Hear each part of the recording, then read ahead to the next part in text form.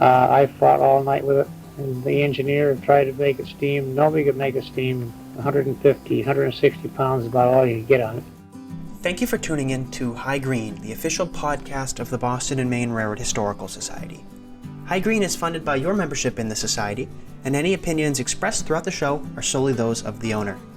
As always, if you'd like to learn more about our organization or join us, you can find our website, www.B&MRRHS.org.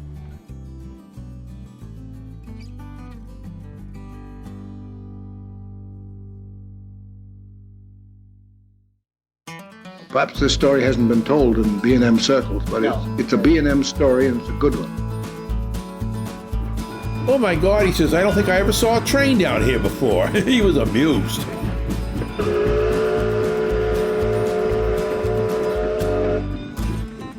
I still have that wanderlust. I still want to go back railroading.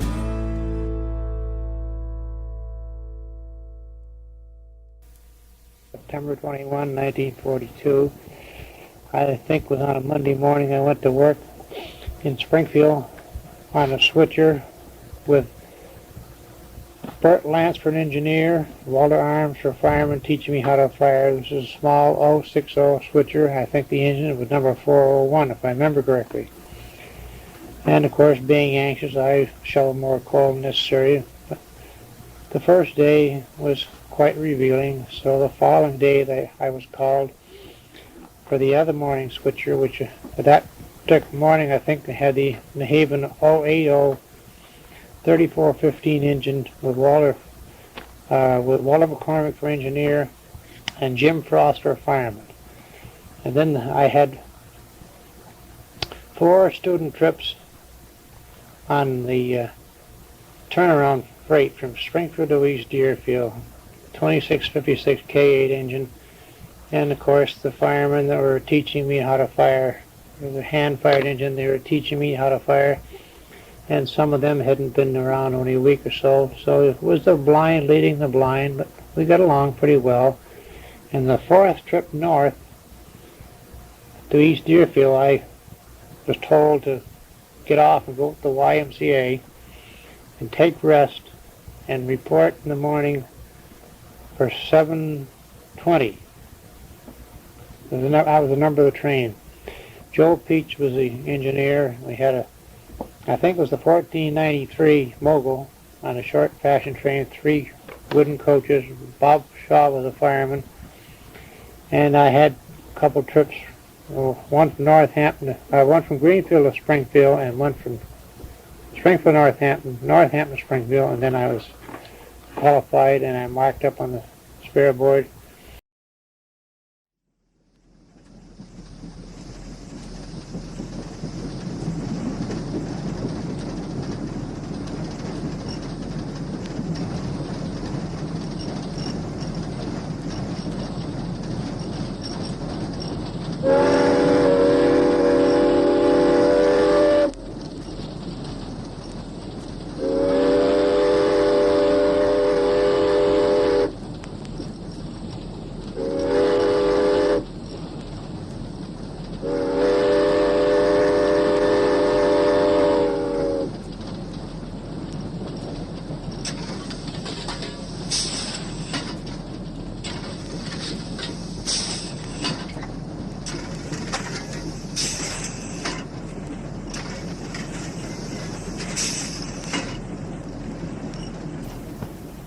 And I wasn't marked up too long, probably not over 2 weeks at the very most, and I don't remember any particular incident, but I notified you were cut off the board, which meant that I was laid off. And I had the choice then of going to Mechanicville, New York, or East Fitchburg to mark up as a spareman there. And after thinking it over a short while, my wife and I thought it over, I decided to go to East Fitchburg and mark up there. So, first night, they let me stay at the bunkroom of East Fitchburg. And then they said it was too crowded, and if you were going to be marked up there regular, you had to get a place to stay. So I got a room in the American House Hotel, And it was a kind of a flea bag, as I remember it. And they called me the first night to fire a switcher, and I had a choice of a diesel or a steam engine, and not having had much experience, I took the steam engine so as to gain experience. Well, the following night, I was called as a helper to 10th section, which meant a K8 engine, to help for the Boston to Bellows Falls freight job as far as 10th section, which is between Keene and Bellows Falls, and come back. Well, the 2656 that broke in on in Springfield had been transferred to East Deerfield and probably repairs made and sent to East Fitchburg as their K8 engine.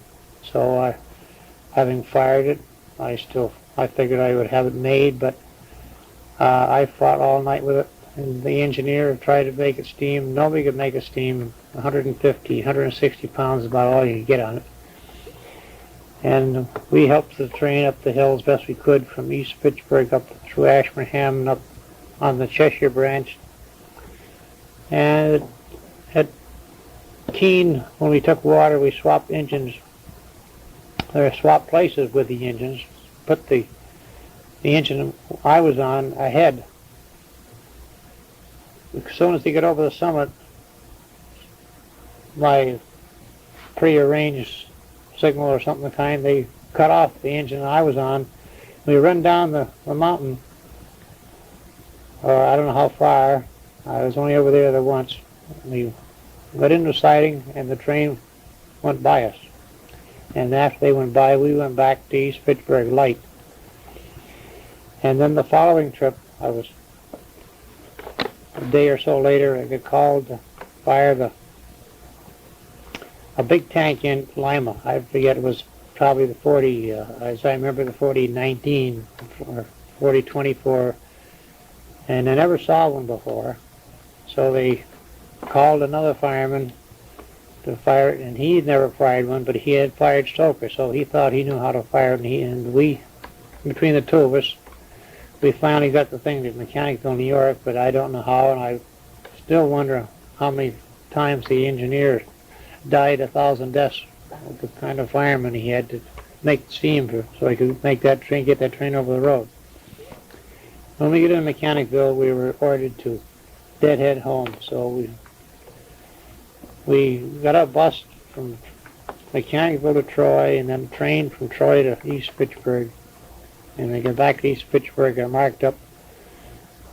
And then the next morning, after I had my rest, I called up, and I wasn't going to get out that day, and I was very much disgusted with my railroading career, so I ordered them to mark me off. I was going home. So I got the next train out of Fitchburg to Greenfield, Springfield. My wife picked me up, and I was thoroughly disgusted with railroading. And I wasn't not going to live like that away from home. If I called the Springfield Engine House to find out any information I might, and the caller told me that the fireman's spare board was exhausted. And if I was going to be around in the morning, he probably could give me a job. So in the morning, he called me, and I got called for a work train. And I worked 16 hours that day. And he asked me when I got in that night if I was going to be around. I said, yes, I'm going home and have some sleep. So the following morning, he called me for the Chicopee switcher. At that time, there's only one Chicopee switcher running. And they always work 14, 15 hours a day, which we did that day. When I come in that night,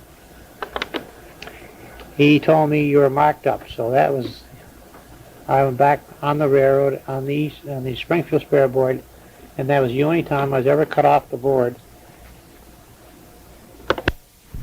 When you're first marked up on the spare board, you were restricted from firing any through trains, stokers or hand-fired or otherwise. You just fire the locals or the freights, locals or the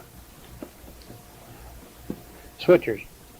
Well, many times during this period, when there was ever any great delay on train number 78 out of White River Junction, they had to call a crew because on account of 78 being a commuter train from Greenfield to Springfield. If it was going to be over 15 minutes late, they always called a crew so as to put the train on time. So you call around 3:30, 4 o'clock in the morning and report Springfield. And usually they give you a Pacific type engine and 2 coaches, and you run light to Greenfield, go around the Y, East Deerfield, back to Greenfield, and then be ready to leave Greenfield at 10 minutes to 7 in the morning. Well, that's a very busy job. You make all the stops from Greenfield to Springfield, and listing the stops, you leave Greenfield 10 minutes to 7, and you stop at Old Deerfield, South Deerfield, Whately, North Hatfield, occasionally Laurel Park, Northampton, Mount Tom, Holyoke, Riverside, Willimantic, Chicopee, Brightwood, and Springfield for 8 o'clock in the morning. Now that was a very busy job because there's so many stops, and you were carrying green signals most all the time. You would run this first section of 78, and you'd carry green flags and green lights, and each time you passed a section man or a junction point or a section house or a track patrol or anybody that had anything to do with trains, you told the engineer, or if he didn't see him or he saw them, and he whistled a long and 2 short whistles on the whistle so that they would know that you were the first section and there's another one due any time after that on the same schedule. Sometime that fall, I of course hadn't been around only since September, but sometime I would think probably just before Christmas or in that vicinity, I got called one night, show up for 7:33, which was the Montreal Express. And I was quick to notify the dispatcher I'm not qualified, and he says, I'm well aware of it. I notified Greenfield, I had nobody, only you on the board, and they told me to send MacNair along and do the best he can. Well, I don't remember particularly the engine, but Eddie James was the engineer, and we were probably 30 minutes or so late out of Springfield. And he coached me along a little bit. Once in a while, when I was anxious to shovel coal, he'd say, wait a minute now, there's a curve here, so that I could catch a signal for him. And we got along pretty well. I kept it hot all the while. One of his early pieces of advice was don't wait too long between fires. So I took him at his word, and I shoveled coal whenever I thought it needed it, and a lot more than I really needed, but I didn't know that, of course. And when we got to White River Junction and we went to the bunk room to put up for the night, I was peeling off my clothes, and I was soaking wet underneath my jumper and overalls from probably nervousness, although it was a cold night and there was snow on the ground, but it was quite cold. Well, his regular fireman had been called to instruct somebody in the operation of a stoker, and he was already in the White River, and he really gave that man quite a razzing for bringing his fireman in soaking wet, and the others in the bunk room did likewise. They thought it was a big joke, and that I come in there all soaking wet. But it was not a bit funny as far as I was concerned. So it must have been a Saturday night, because on a Sunday they always had a stoker. And I realized that somehow or other, I had got wise enough to that Sunday they had a big train, so they had a stoker-fired engine. And I says to the engineer, I said, I'm assuming that tomorrow, going down, you'll have a stoker. And he says, I presume you're all qualified. And I says, I never saw one, never mind being qualified. But anyways, they got a regular fireman that lived in White River Junction there. There's one of the older firemen. And they used him as an instructor for me. And that's that was the first trip north of Greenfield. I was called one night along with my father-in-law, Lester Hill. He was the engineer, and we were called to Deadhead to Keene, New Hampshire, so which meant go out on the bootlegger, Deadhead on the bootlegger, Springfield to Bellows Falls, wait for a train, go from Bellows Falls to Keene, and run the Sunday passenger train. Ordinarily, they would have a gas electric car on there, and it was broke down, and they had a steam engine in Keene from that was on a freight train, which put up there. So they're going to use the engine that day to in place of the steam of the gas electric.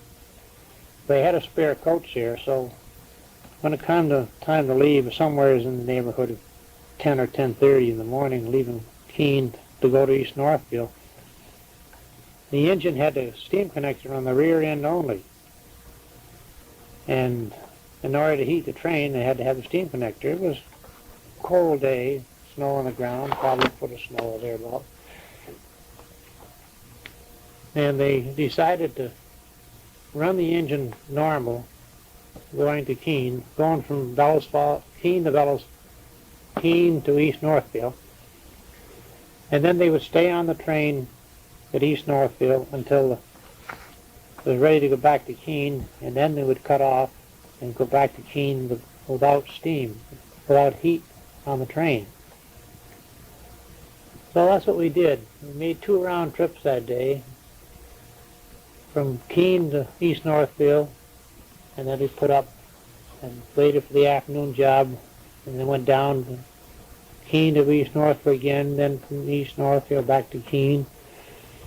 And it was a pretty cold trip running backwards, but there was nothing else you could do. The engine was too long, too big to put on the turntable at East Northfield. So that's the way we run the train that day. Well, when we got back to Keene, we would wait for a train to Deadhead from Keene to Bellows Falls, and then waited for the southbound Montrealer to go from Bellows Falls to Springfield, and we were out of Springfield roughly 26 hours with very little, if any, rest. And that made a long, long trip, and it was a long, cold trip.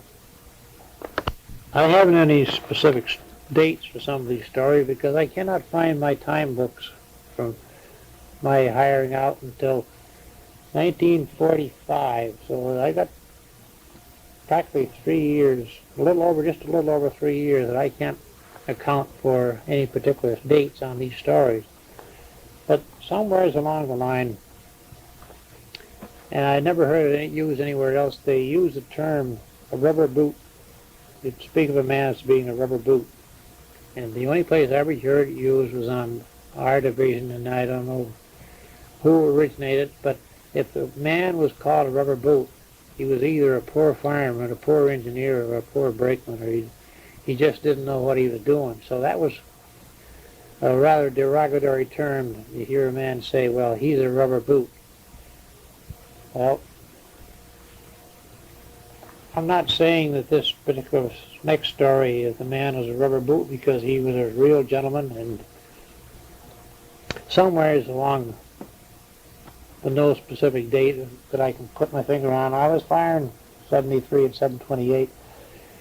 It's a regular job, and the regular engineer laid off, and I got this nice old man, deaf as a stone post, for an engineer. And he had the 3688 Pacific type engine, and it had a peculiar way of acting when it was running at high speed. It would kind of shudder all the while. But if you didn't get it up there to that point, it would chew the fire all to bits and burn more coal, almost more coal than you'd put in it. Well, this particular day, we had this engine, and this man, like a good many more of the spare engineers, or most all of them, matter of fact, they were laid off. Some of them were laid off 18, 17 years. And they just got back to work, maybe worked a few months as firemen, and immediately got set up as engineers when the wartime came along. So this man, having lacking experience as an engineer, he'd forgotten all he knew before, and then when he came back to work, it was another story all over again.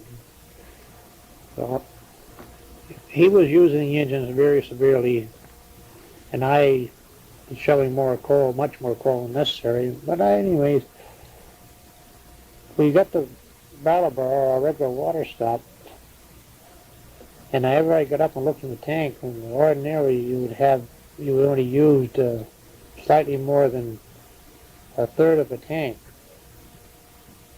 at least less than half a tank. And at Brattleboro, when I was taking water, it was down 2/3 of a tank, which was an excessive amount of water on the same run. Well, I got back on the engine, and after leaving town, I went across the cab to him, and I asked him if he would kindly hook that engine up. And I told him what had happened, how much coal was using, and was using excessive coal and excessive amount of water. And typical admission was, yup, we'll see what we can do. Well, he hooked the engine up short, and I kept telling him shorter and shorter. And they got to the point where it had this peculiar motion to it, which I recognized from working with a good engineer, a regular man, but he wasn't using throttle enough. So between Brattleboro and Bellows Falls, he lost time. And that made me mad too, thinking he didn't have sense enough to give it more throttle. And leaving Bellows Falls, he recognized that he wasn't doing quite right yet, so he used more throttle, and we went into White River on time. And when we got to White River Engine House, Westboro Engine House, he apologized very profusely for using me so hard when it wasn't necessary, and he asked me if I would please feel free to tell him any time he wasn't doing it right. He says, I'm only a boy at it, and he said, I'm lacking experience, and you being at it every day with a good engineer would know what to do. I've been on the railroad about a year, and I didn't like the spare board. On being on call, I never could sleep well, never could eat. My stomach was on fire. So out of desperation, I put a bid in and was awarded a Mechanicville job, Springfield Mechanicville. The job had about 9 or 10 hours in Springfield and 20 hours in Mechanicville, but I couldn't help it. I wanted something with regular hours so I could eat and sleep regularly. Well, it was quite a revealing experience, a good many times, and various things. Leaving Mechanicville, you got about a mile to get your fire going properly, and then you're right into a heavy hill for a long ways from Mechanicville to Johnsonville, and then it tapers off, and Mechanicville to North Adams, ordinarily with a tonnage train, it'd take you an hour and 45 minutes.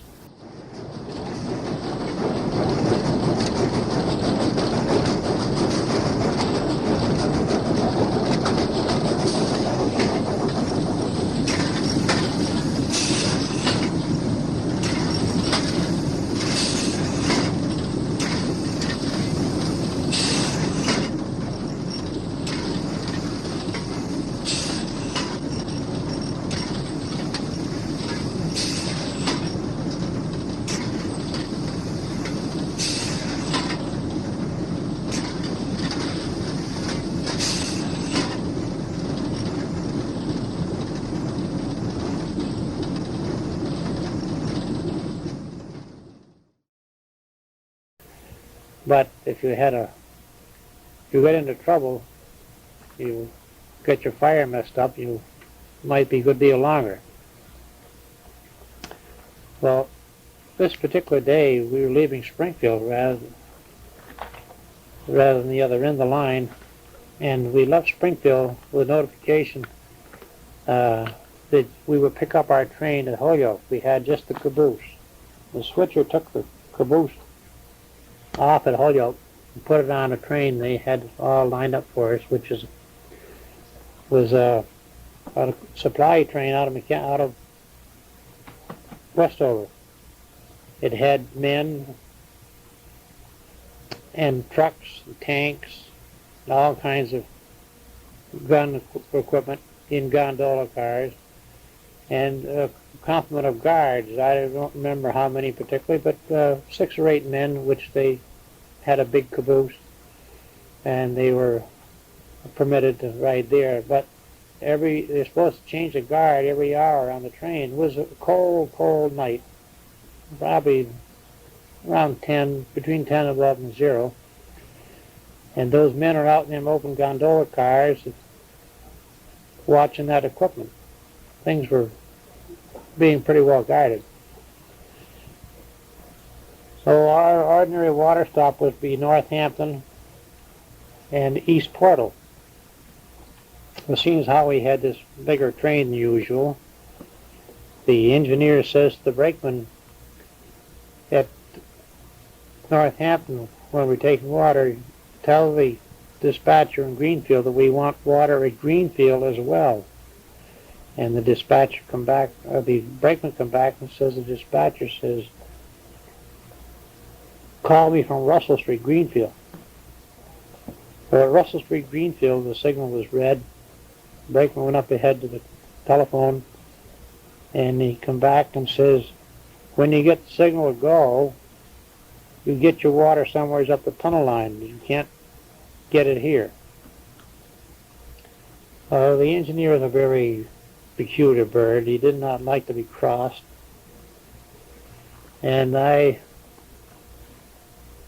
didn't think anything of it until we went by Shelburne Falls, which there was a water plug there. And as we went up near Charlemont, the engineer left the controls and went back over the tank through the coal pile, looked at the water, and he come back. He says, we'll have to have water at Charlemont. He pulled up the Charlemont water plug, made a spot, and I went up to the tank to take water, and the water didn't run. It was froze, big long icicles all over the tank, all over the place. The water wouldn't run. I tried and tried, and finally I come back and I says, the water plug must be froze. So he went up and tried it. And next thing he says to the brakeman, tell the dispatcher we got to have water. What'll we do with the train? Brakeman come back and says, back your train off in the middle at Charlemont. Go to East Portal, get your water, call up. And that's what we did. So we went to East Portal, got our water, called up and got permission to go back. And in the meantime, the train had been sitting there in the cold, cold weather. And the guards have been out there in that severe weather. And we started out of Charlemont to go to East Portal with the train. We had to stop and line up the switches behind us. And just about keep going. Slip, slip, slip, slip, slip, slip.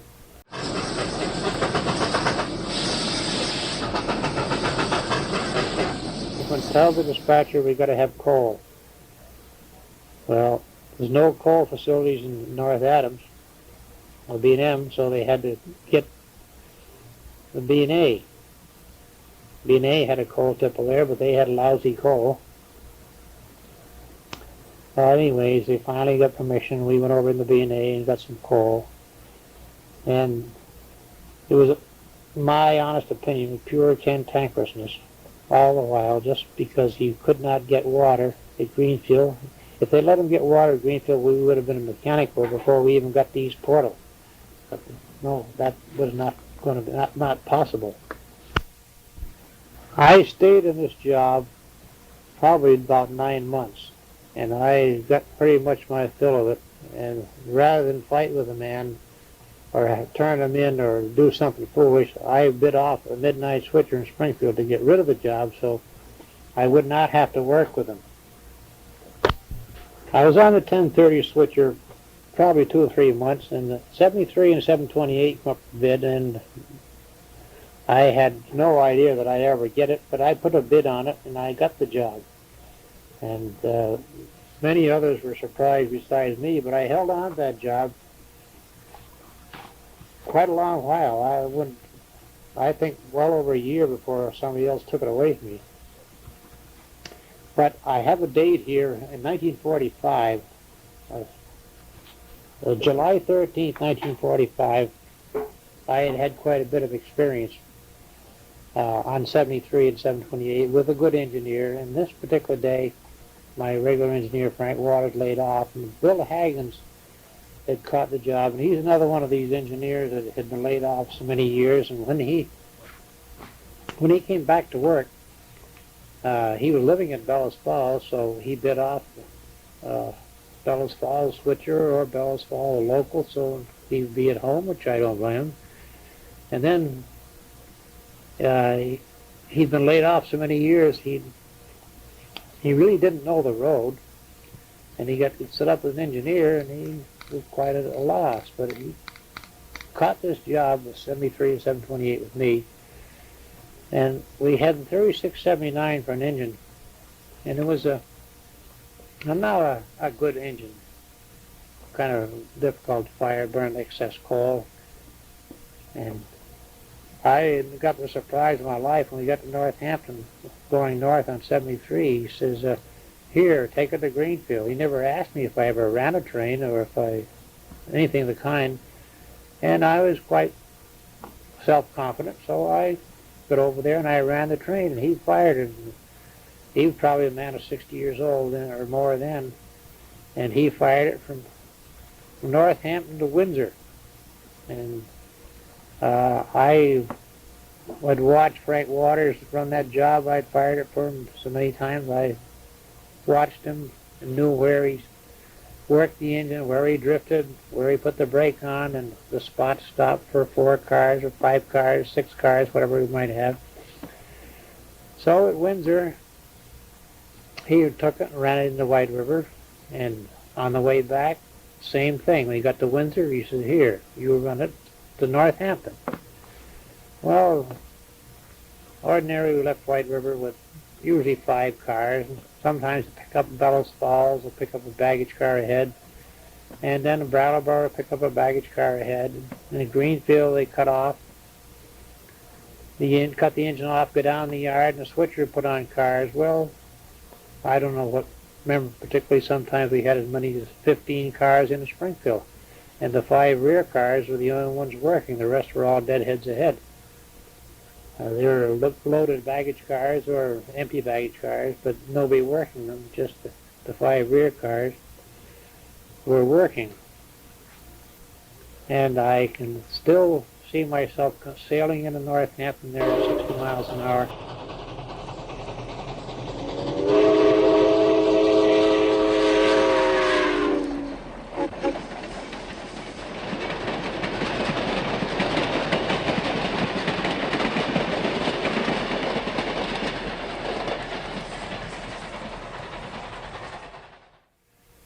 And I knew just where Frank put the brake on for the first brake application, and then where he let it off,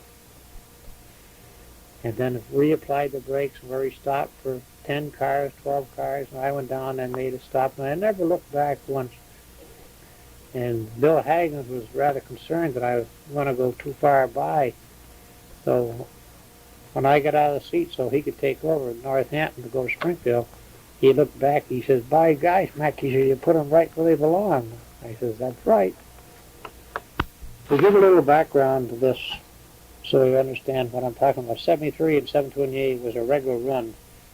And you'd go to work at 8:30 in the morning in Springfield, and the train would leave at 9:30. You had to be to work 1 hour ahead of departure time. You get to White River about 1:15, and then you go back to work around 5:30 at night, thereabouts, and leave at 6:30, and into Springfield 11:15, 11:20, and then you was off the next day. So you get about 2.5 days one day and then off the next. Well, Frank Waters and I really enjoyed that job together. He was a rather hard man to get to know, but after we got acquainted, we used to have some very good times together. And somewheres not too long before this incident I'm going to tell you about, I had learned to fire an odd way.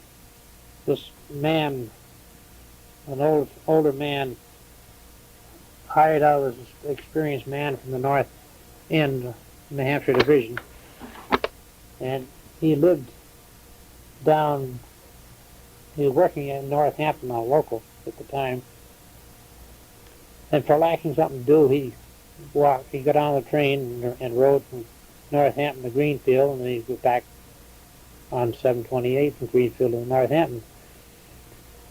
So this particular day, he got on the engine in Northampton at Greenfield and asked if he'd have a ride down, and he talked with the spare man that particular day, and he says to me,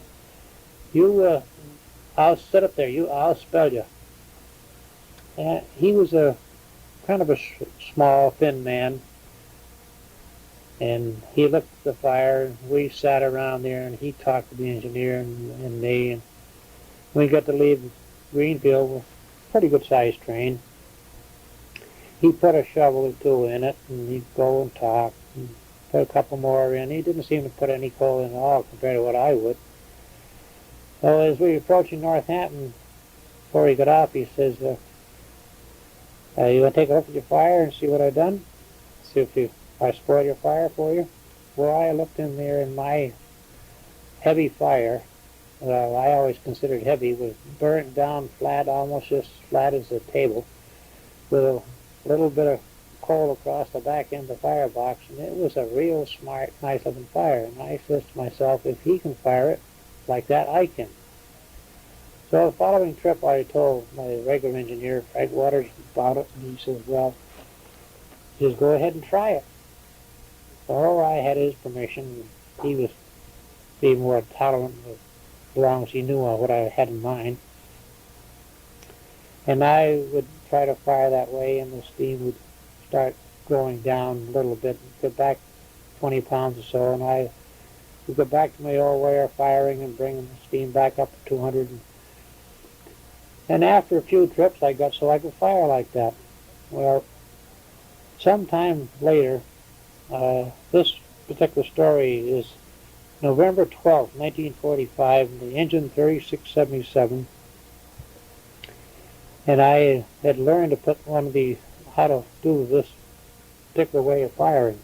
So I left a very light fire on the grates, probably 4 or 5 inches at the very most, the fire on the grates, but at all level except across the back was a heavy heel, you might call, a bank, backed up against the back side of the firebox. We were coming on 728, left Greenfield, and the engine seemed to be steaming particularly easy compared to what it ordinarily would. And I had the pop up, and I opened the firebox door, and still the pop was popping off at 200. And we were going to make the stop at South Deerfield, and Frank Waters was trying to put the water into it, and the injector wouldn't work. So we had to stop that night. It was a flag stop ordinarily, but we had to stop that night. And leaving South Deerfield, he wrapped it right out of town, and the steam stayed right up there, the firebox door open. And he wound the water pump on, and the steam stayed up there, and the water kept disappearing. So as we approached Whately, I grabbed the shaking lever and undogged the grates, and I says, dump it, Frank? He says, no. says, wait a minute. So he tried the injector, the water pump was on, and then the water was just bobbing in the glass, and we got to North Hatfield. I said, dump it, Frank? No, just wait a minute now. Kept on trying, but the pop was not up, so he wasn't wasting water that way. But anyways, he says, when we get over the last crossing at North Hatfield, dump it.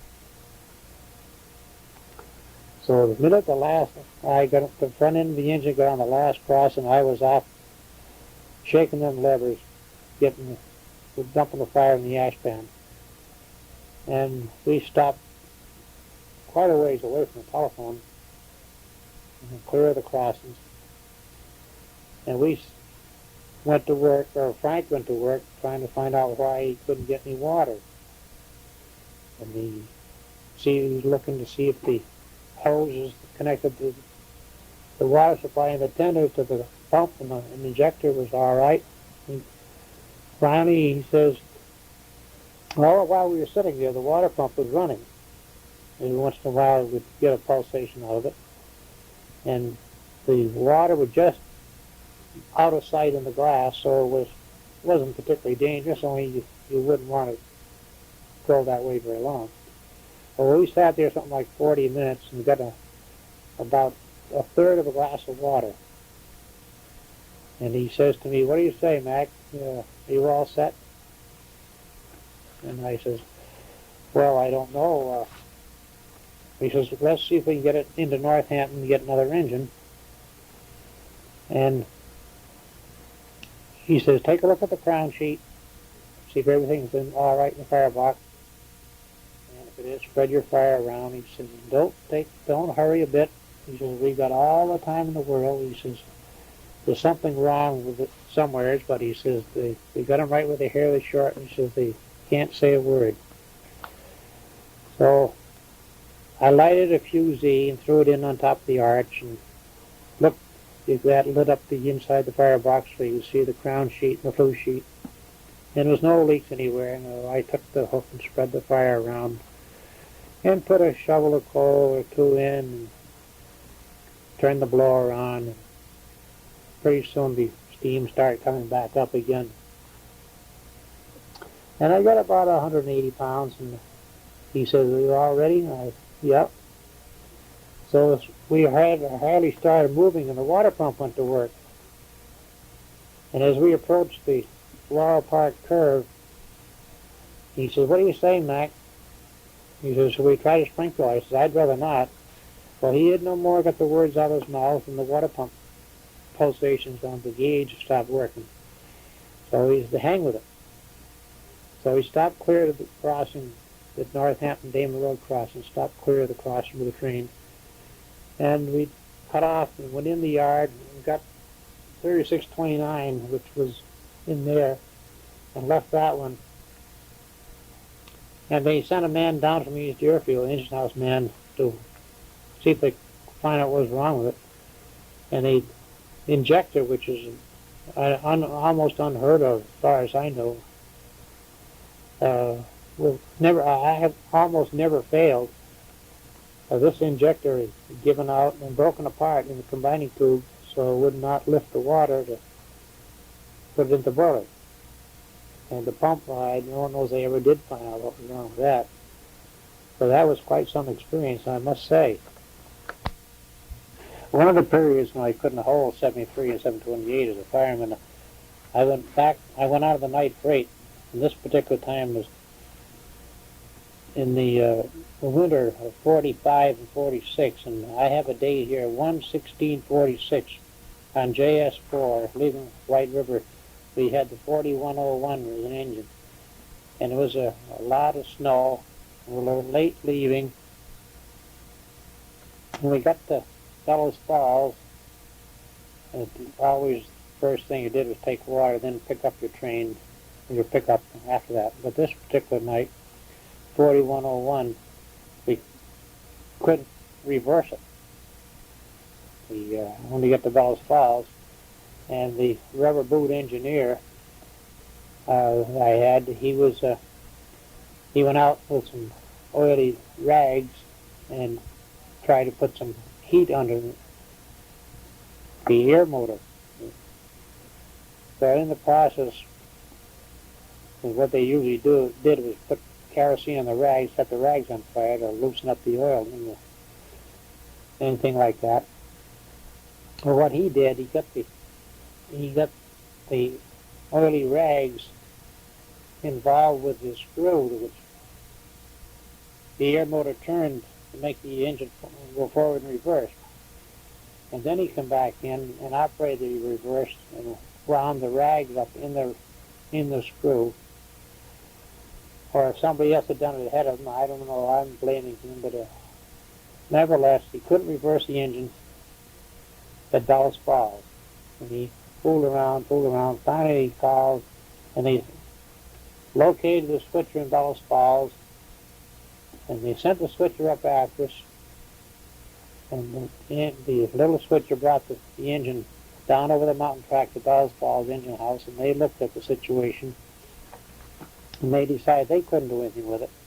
So it ended up that they gave us a stoker-fired K8, which probably come in on the Boston or Worcester job, but nevertheless, it was a real cold night, and whether or not the engineer had tried the injector on that engine, I don't know, but he discovered down the line, after we left Dulles Falls, that all he had was the water pump, because the injector was froze.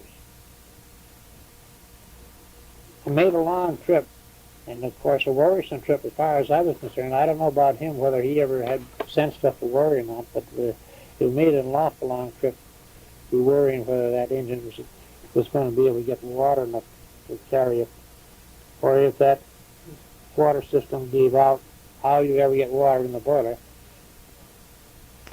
And I had many trips like that with him.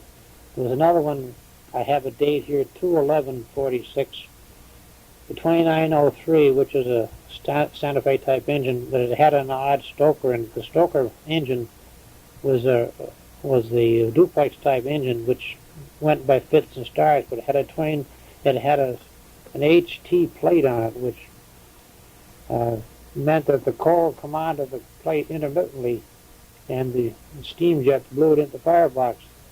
But there was 2 engines that had a Munkle stoker on them like that. And the 2903 was one, which was a combination of 2 stokers, and the 2904, which had a standard stoker. It was a regular stoker engine, but it had a standard plate on it, which was common with the 4000 Berkshire type engine. This 2903, we were coming into Springfield late as usual, early in the morning, but it was getting way on into your 16-hour law. And he coming through Chicopee, couldn't get any water in the engine. So I opened the firebox door and let the fire go back so it wouldn't waste the steam through the safety valve. And I got the shaker bar ready to dump it. Kept saying, dump it. No. Well, anyways, he finally got the injector to work just as we got the north yard board limit. In May, I have a date here, May 11th, 1946. I had this job in the coal shortage. They started using freight diesels on 732, and the freight diesels had no automatic controls on the coolings, so the firemen had to be in the cab, and they used 2 firemen. And I had this job for probably a week or thereabouts until somebody else took it because of the coal shortage. Jobs were canceled. And this particular day, 4203 was the FT, an A and a B diesel with a stiff shackle which could not be uncoupled, and no steam plant to heat the train. So that was the way that they were running the bootlegger. They ran it that way for approximately a month, I think, until the coal strike was settled. and they got coal back in quantities. I wasn't able to hold my favorite 73 and 728 with Frank Waters at this particular time. Waters was getting around to retiring. He retired on his 65th birthday on October 15th, 1946. And I lost the job to somebody else, some senior man, approximately, I would think 6 weeks before he retired. And at the time, this particular story, I was 9/25/46. I hired out 9/21/42, and my fourth year mechanical examination was due, and I'd been notified, and I was firing 703 and 74 for Ethan Clark, and it was my day to work, so I had to lay off that day in order to take my fourth year mechanical examination as an engineer. So I chose to drive to Greenfield and take that mechanical examination. And when I got there, the Greenfield office, I parked my car it was a very, very warm day. And I parked my car in the parking lot of the Greenfield office, and I walked going up the stairs, and I met this fellow coming down who was supposed to take the examination with me. And I says to him, what do you say, I don't remember his first name now, how about, are you all ready? He said, no. He said, I just told him I couldn't take it. I'm giving up one chance to take it. So I said, come on, you got nothing to lose. Give it a try. No, he wouldn't do it. So I faced the examiner all by myself and had to answer all the questions. And there was something, and as I remember, something over 400 questions on the steam engine, broken pipes and breakdowns and loose tires and faulty compressors. And, I don't know what all else, but anyways, I went into the office, and Bill Holt was the examiner. He was an engineer off the Portland Division who got that job. And he says, where will we take it? So we went in Mr. Gurley's office. He was the chief road foreman of engines. And Gurley says, sit right down there. I won't bother you. So there I was across the desk from Leo Gurley taking the fourth year mechanical examination in front of Gurley and Holt, the Greenhorn, and I was, of course, I'd studied it well, but you know how tense you might be taking in front of two old-timers, you might say. But I got along pretty well. Come noontime, this was 8 o'clock in the morning, after 4 hours, he says, what do you say, would you want a break to eat? And I said, I sure do. So I went uptown and had a bite to eat and walked around to relax a little bit. In the afternoon, we sat out. He said, let's see if we can find a cooler place. And went out in my car underneath the trees there, and I finished my examination in my car. And when he ever released me about 3:30 in the afternoon and says, you've made it, you can't imagine anybody any more jubilant person in all your life. And I sang, and I hooted, and I whistled, and I hollered all the way home from Greenfield. As it happened most winters, I wasn't able to hold the passenger trains that I wanted, but this particular time was 11/26 to February 7th, 47.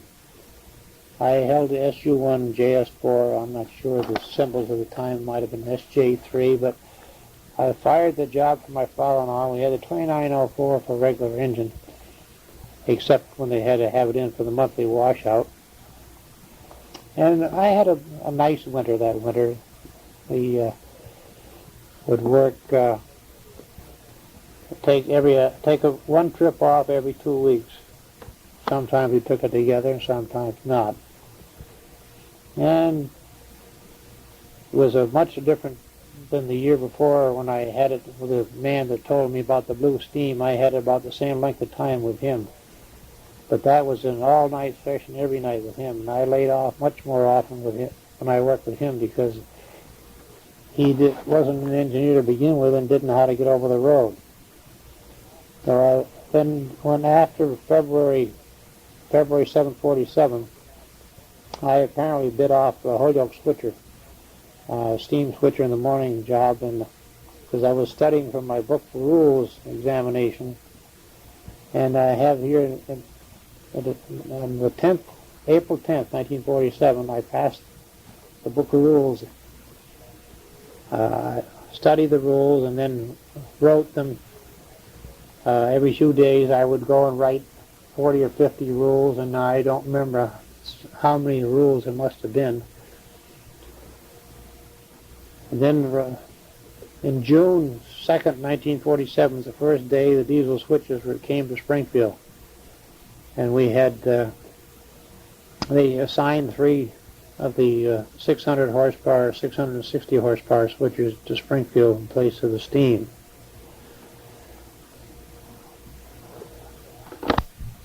After having qualified, you take your chances, and of course, when they need you for an engineer.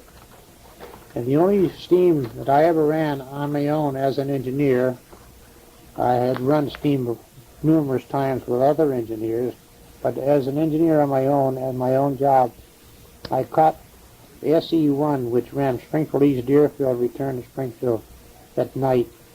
I caught it February 21, 48, and I had a fireman by the name of Small, and I'm not sure whether he or the following trip I caught the 23rd on the same job with Bob Bitters, and neither one of them had been out alone once, and the other man had never been out alone. And there I was, acting engineer on a steam engine with a passenger engine on a freight train, trying to keep the fireman straightened out. And it is a very peculiar feeling to have the blind leading the blind.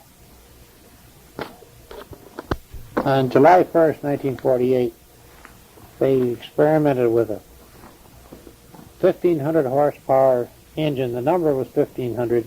They just got it. It was a 1,500 Alco, single unit, not capable of multiple unit operation.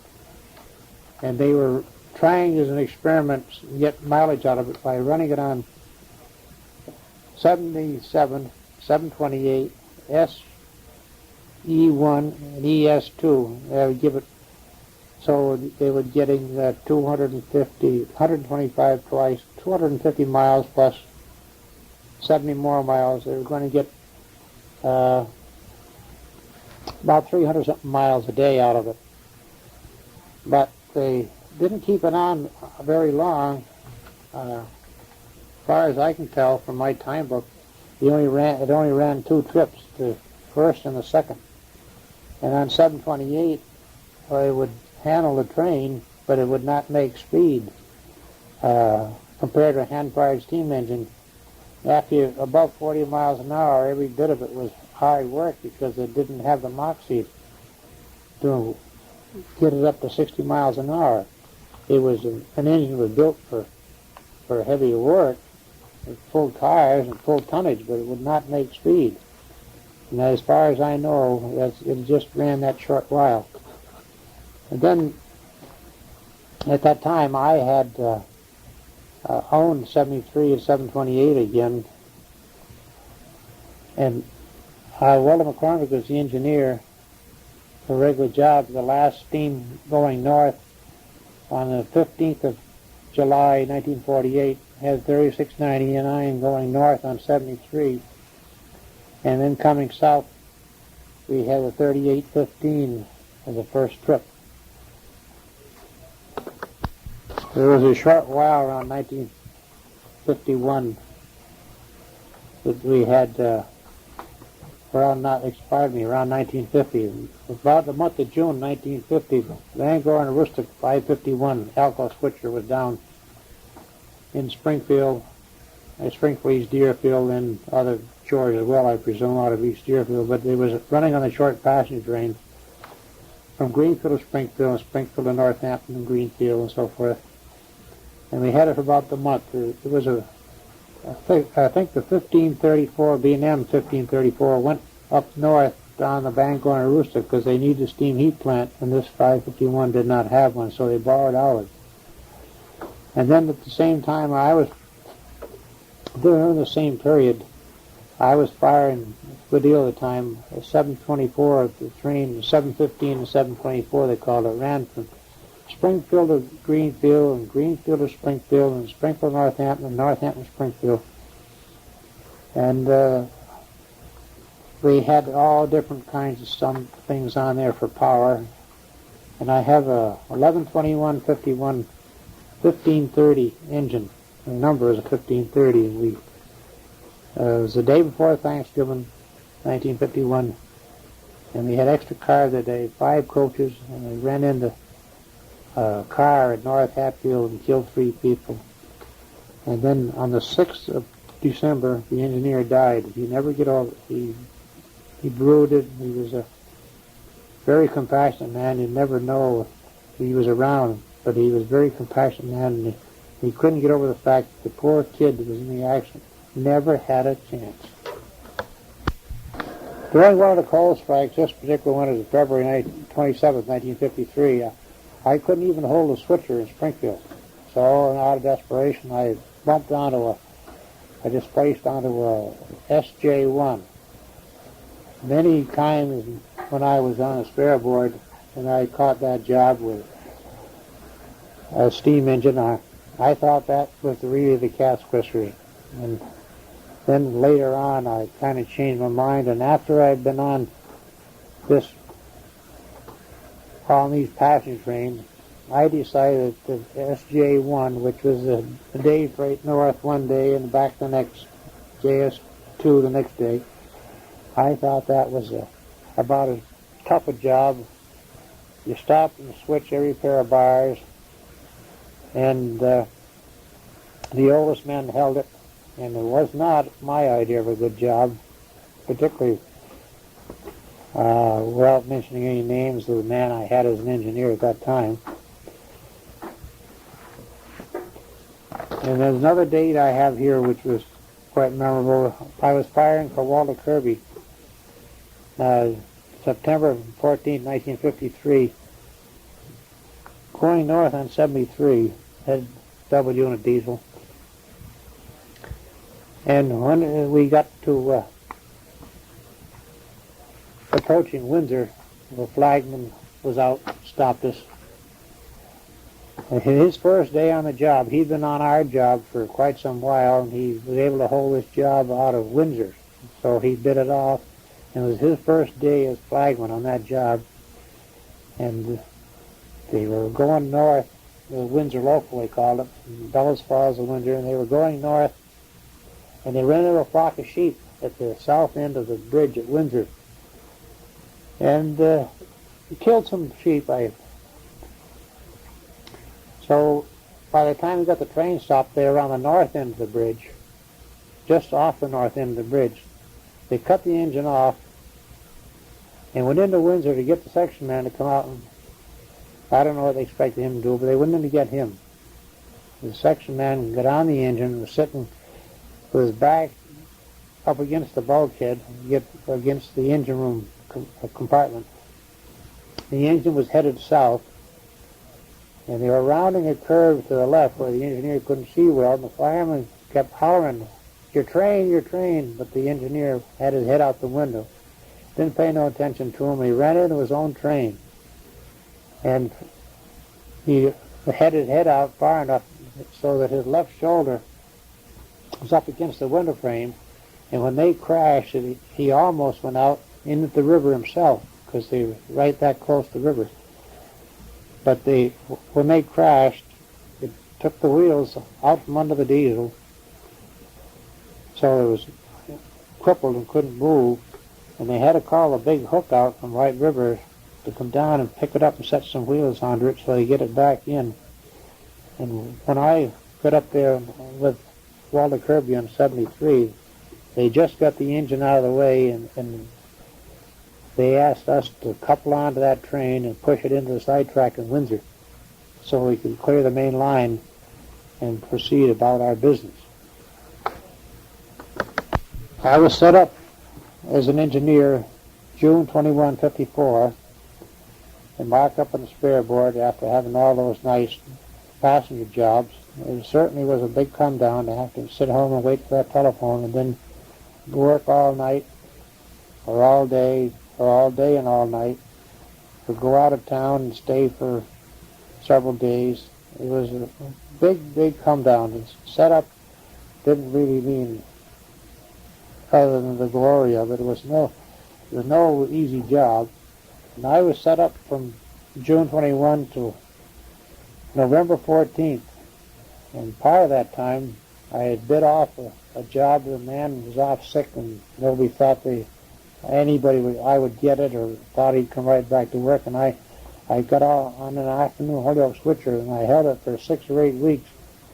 And some of the other guys were very much put out to think that I had got it, and they were older than me on the spare board, but they didn't figure they would ever get it. But I got it. But I got set back in this November 14th, and I was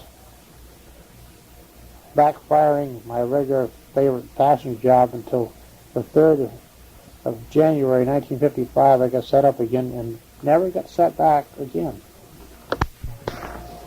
During my time firing with Loyd MacNair, I had learned and gained quite a lot of experience. I run some steam for him, but when the diesels came in the middle of July, I got much more experience running the trains, and frequently he would say to me on going north on 703 or 73, whichever it might be, "How do you feel this morning? You feel awake?" And he might feel a little bit sleepy and didn't want to trust himself, so I was willing to run for the experience of it, of course. And then I was in the habit, he got in the habit of me running the engine southbound, White River to Springfield, except when I read the meters from East Northfield to Greenfield. When the engine's working the hardest is when you're supposed to read the meters, the oil pressures and the amp meters and so forth, temperatures. So I was run every day on 74, every day I worked, 74 from White River to East Northfield, and he would run East Northfield to Greenfield, and I would run Greenfield to Springfield. So this particular day, it must have been on a Sunday, I assume, because we had an A and a B this day. And we were sitting on the train at White River Junction, and I was looking back on the engineer's side. I was in the engineer's seat, and I was looking back on the engineer's side, and I saw Leo Gurley, our road foreman of engines, coming down the platform with his traveling bag. So I said to Loyd MacNair, "Here comes Leo Gurley, you better run your own engine." He says, "You sit right where you are, I will take care of Mr. Gurley." Well, Gurley and I were always, I thought, pretty good friends. And he and McCormick are always seemed to be good friends. So when Gurley got the engine, I took his bag and he went up the ladder, and Loyd MacNair says, "Come on, Leo, sit right over here and enjoy yourself." So McCormick got up out of the fireman's seat and gave it to Gurley, and then he and McCormick sat in the middle seat. In the freighters engine, they had a middle seat. So I tried the brakes and did all the things an engineer ordinarily would do, and when it got time to go, got the motion, away I went. Coming down through the yard, you had to run carefully because of the hand-thrown switch in non-signal territory, and I was loafing down through the yard, and I loafed all the way out of White River and loafed all the way down to Windsor. I had run the job many times, and I knew where to loaf to kill time and where to make the time. And that's the way it went all the way down the line. And when I got to East Northfield, Leo, I get out of the seat and I says to McCormick, "There, engineer, see if you can do as well." Well, Leo Gurley thought that was a big joke that I would say something like that to my engineer, and he ha-ha'd about it.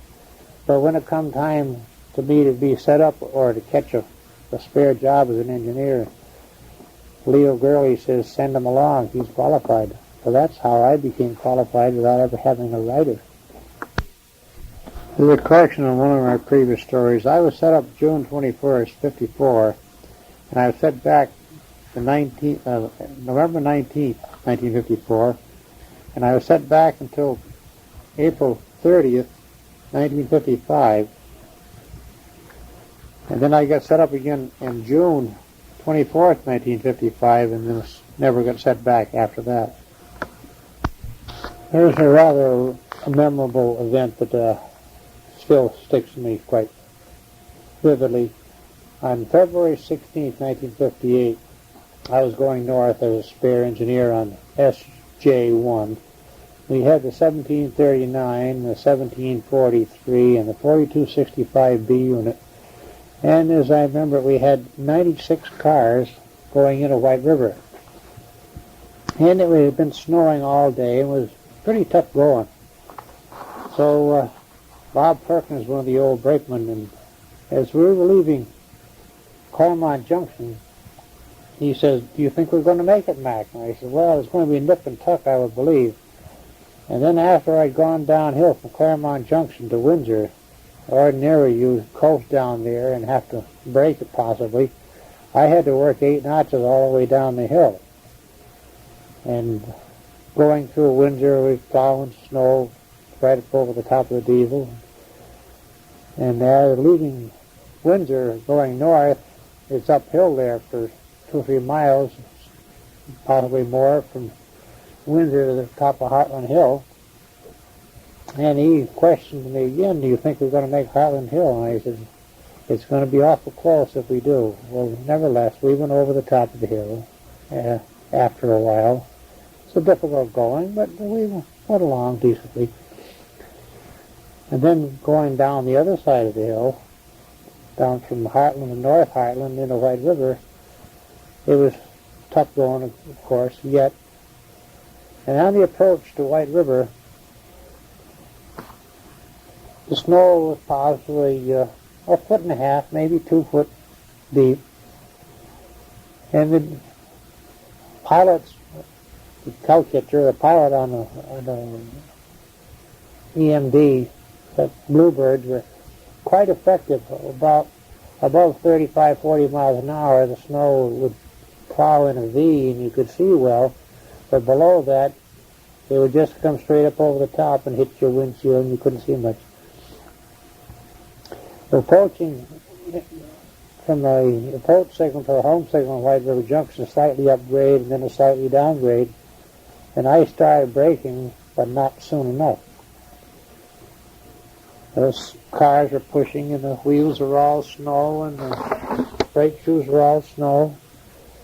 And I put the brake on heavier and heavier. And I see my estimation was we were not going to stop before we got to the home signal, but I thought, using good judgment, I would say, well, with the kind of weather there is, and cold as it was, why put in emergency and break in two and then have a mess?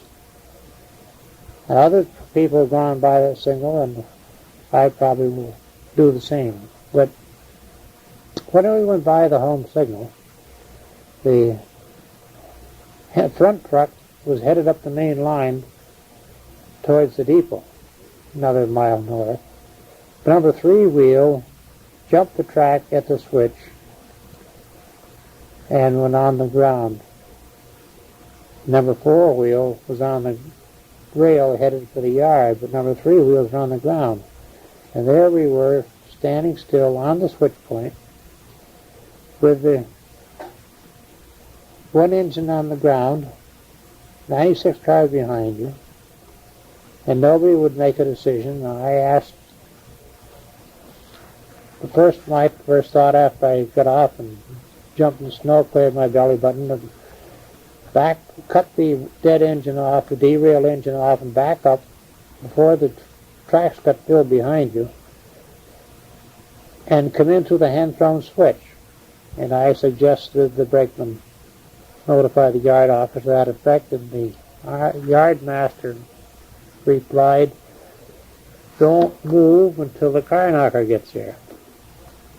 Well, this was roughly 3 o'clock in the afternoon, and we sat there. And at 6 o'clock, the car knocker showed up, and the first thing he says, "We can't do a damn thing to get that engine out of the way, get that train out of the way." And I said, "Well, that's what I wanted to do 3 hours ago." Well, then it was up to me to go out and cut that engine off, and close all the angle cocks and pull the plugs and take the EMU operation off of the head engine and cut in the second engine.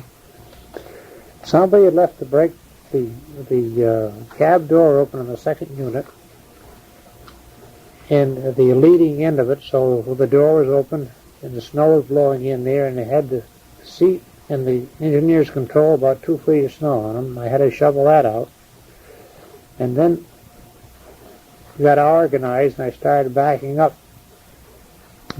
the train up, and while the brakeman cut the engine off, it was uphill, shoving 96 cars backwards, and it all snowed in for 3 hours.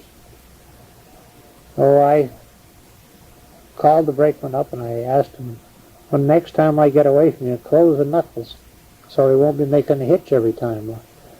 I get maybe a foot and come back and make the hitch, and I get a foot and a half, and I finally widened it so I got probably a car length between them, and about that time I backed that whole train up with only 2 units.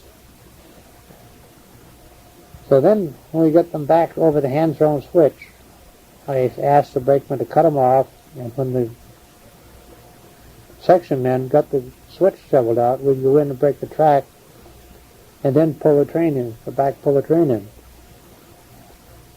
Well, after we got the switch thrown and going into the yard, break the track, the running board, I was standing beside the engine, the running board would be approximately a head height.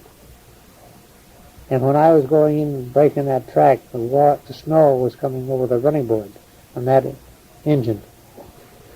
And we went in there and got the iron, the switches all lined up. Then went out and got out the train. And naturally, having worked all day in the snow, the sanders would be all plugged up. I didn't even attempt to use them. I got on the train and pumped it up, and I started pulling them in as far as I go. Then I go back on the slack, and I go a little bit farther, and then I go back on the slack, and finally I started moving them into the yard, and yarded the train, and went to the house, and the first thing, crew dispatcher says, "Train master wants to talk with you." So I call the dispatcher, and the train master, and he asked me what was the story, and I told him that I run by the switch. The switch evidently was moving when I went by it, and I derailed. And it was my fault, nobody else's, and I would take full responsibility. So he says, well, not much you can do about it now. Get your rest. The next day I went down on JS4, and probably a week or so later, I'd just been called to go on 77, and Mr. Quillen, the train master, called me on the phone at home. He wanted to know if I would like to change my story on a derailment in White River, and I replied, no, I had no reason to change it. I was at fault. I did it wrong. Well, he says, you might be disciplined for it. And I said, I'll have to take it if I do, if I am. Will you sign a letter to that effect? And he said, absolutely. So I have a letter, and I still have possession of it, asking me to take full responsibility for that derailment. And then a day or two later, I got a letter back from the superintendent saying, well, we feel that you did wrong. We are proud of the work, or we feel you have done a good job for us. Therefore, please run according to signal indication hereafter. Don't let it happen again. During the flood of 1955, the rain was coming down quite steadily, and I was called to pilot a B&A New York Central job from Springfield to Greenfield. And when I got to Greenfield, I was held to pilot one back. And as I remember, leaving Greenfield was late in the evening, probably 10:30 thereabouts. And as I remember, I was on short time on account of the hours of service law, and I got into Springfield just a few minutes before I outlawed, and I had left the train down at the WA Tower. The engineer knew where, the B&A engineer knew where he was. Well, what I started to say, and leaving Greenfield, the rain was coming down, the water was gushing everywhere. And from Northampton, Greenfield, Northampton, was nothing serious. From Northampton down, the water was gushing out of every place you could think of. And I didn't go along at 60 miles an hour like the track was supposed to be good for. I was more careful. Well, anyways, it turned out that I was the last train to come down over it and I think this was on a Friday night. And the following Thursday morning, quite early in the morning, I was called to take an extra freight, 125 cars, Springfield East Deerfield, running northward on the southbound track under pilot because the northbound track was unfit for service.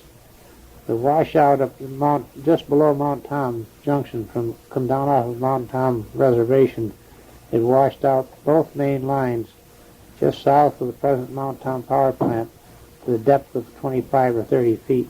So the tracks were hanging in the air there. Well, I went up on, that's roughly 4 days that was out of service. The story was, if you wanted to work, or everybody was supposed to, all the engineers and firemen were supposed to mark up all jobs to cancel out of Springfield, and anybody who wanted to work would mark up at East Deerfield, and they would run out of there. Well, the roads were in such condition, and the time it would take to go from all around the creation to get to East Deerfield, and the telephone was being out of service, I elected to stay home. Well, there was a union brotherhood rule that a switcher would be on duty 24 hours a day at Springfield Yard, and I was the only man available, so I got called. They sent a man out to get me because my phone was out. Sent a man out to East Long Meadow to get me every morning, and I go in and report, stay there at the engine house for 8 hours and get paid for it. The other guys, they driving all around 50, 80 miles to find their ways around the washout conditions to get from Springfield area to East Deerfield area so they could work. I stayed home and worked every day. In connection with this flood that I just talked about, the B&A pilot job, that was 8/18/55, and then as I told you I was working on the switcher, and then at 8:22 I had the first freight up over there.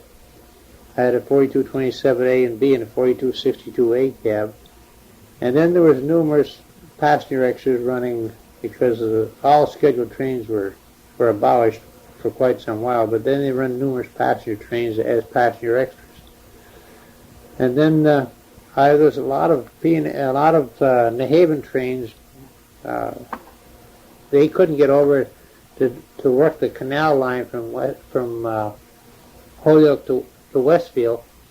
They couldn't work the other end, so they had to run everything out of Holyoke to Westfield, and that way And then they had a lot of trap rock trains.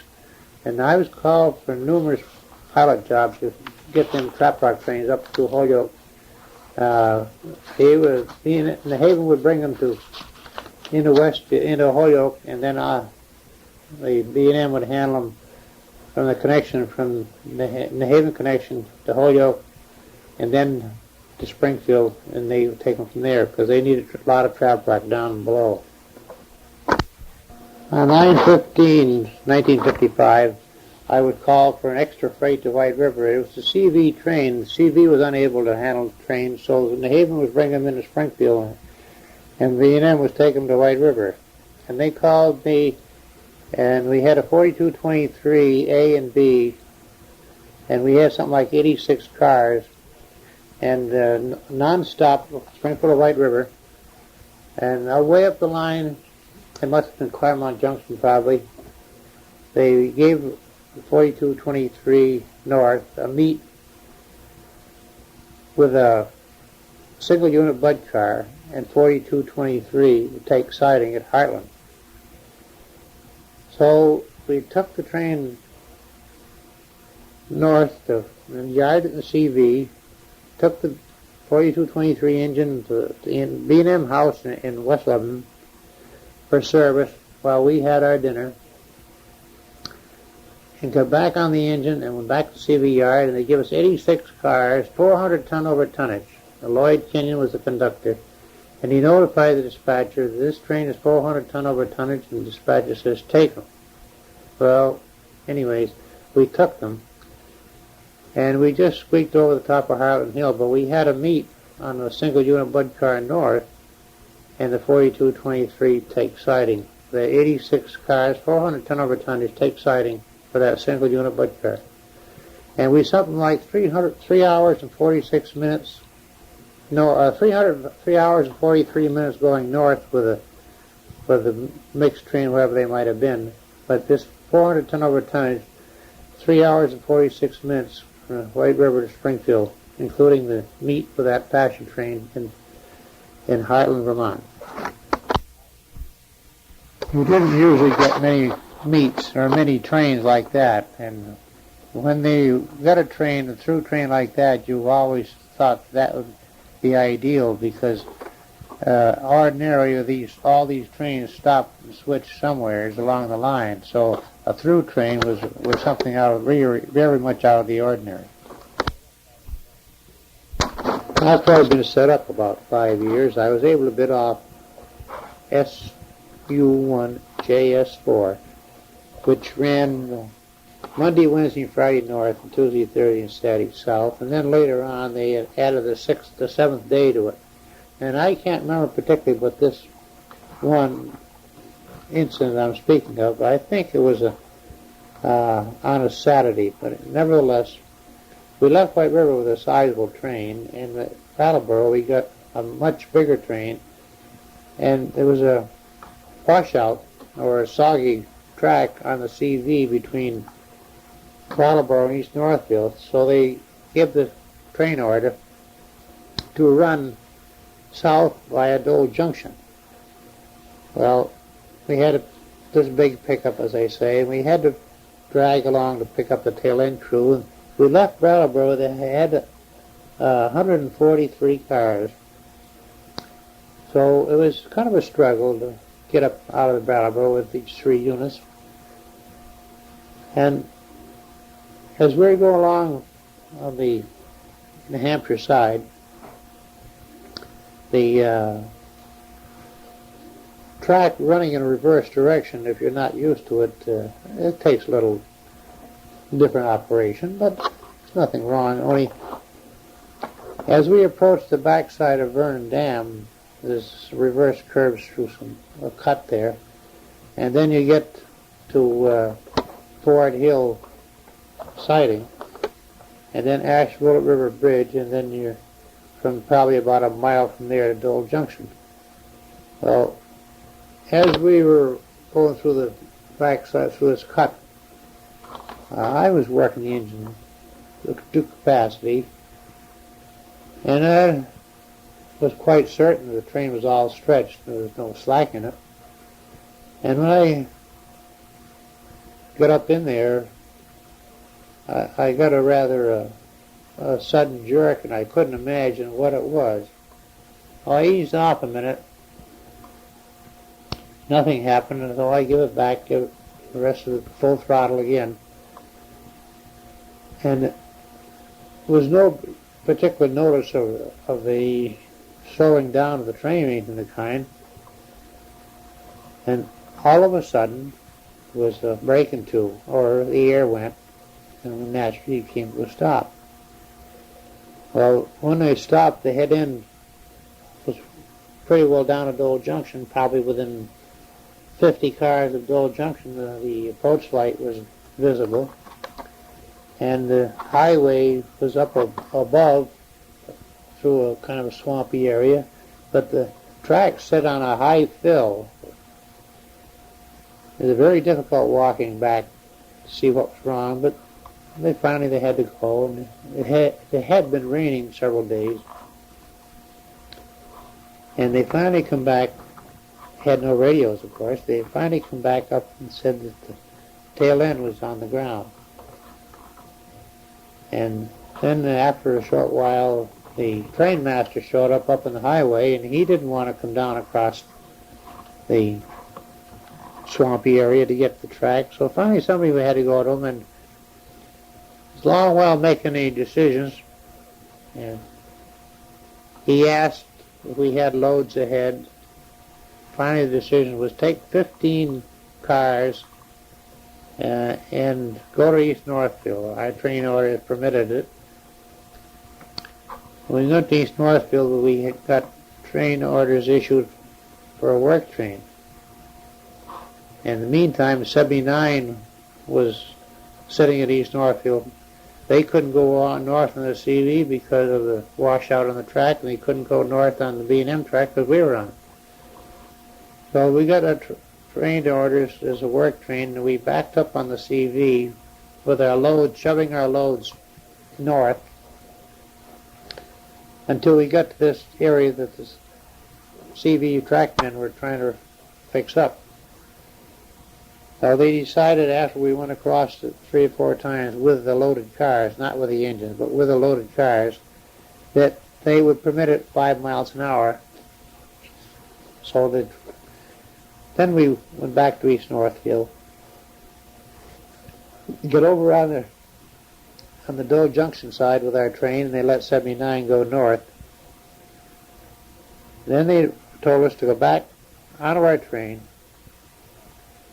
cut the rear car, the last rear car that was on the ground, and take whatever we had and go to East Deerfield with our train without a caboose. And that's what we did. And the following day, I drove up in the afternoon to Amherst University of Mass, and picked up my son, and we drove up there and took a few pictures. And the first train came up over north. It was the 139th car of our 143, jumped the track, and I dragged it the whole length of a Fort Hill siding, which siding held 40 cars, so it's probably 50, 60 car lengths long. We jumped the track just before we got to the switch, and the car headed in towards the siding, between the siding and the main line, and plowed a furrow there about 2.5 feet deep, just as nice as you ever see. And when that car hit the abutment of the Asheville River Bridge, that's when the train broke in two. And that tank car, a loaded tank car, went into the Asheville River, and nobody could find it. It was dark. They didn't know whether the car was in the train when it left White River or not. But the following day, when they got daylight, they could see the mound of water over the top of the tank car. It was high water in the river. They could see the mound of water going over the tank car. And that tank stayed there from April until sometime. And then they sold the car to a junkie, and he cut it up right there in the river and hauled it away. That wraps up this week's episode of High Green. If you'd like to be on the show, or know somebody who might have some interesting stories about the Boston and Maine Railroad or its legacy, please reach out to us. You can email us at bmrrhs@gmail.com or send us a message right on Facebook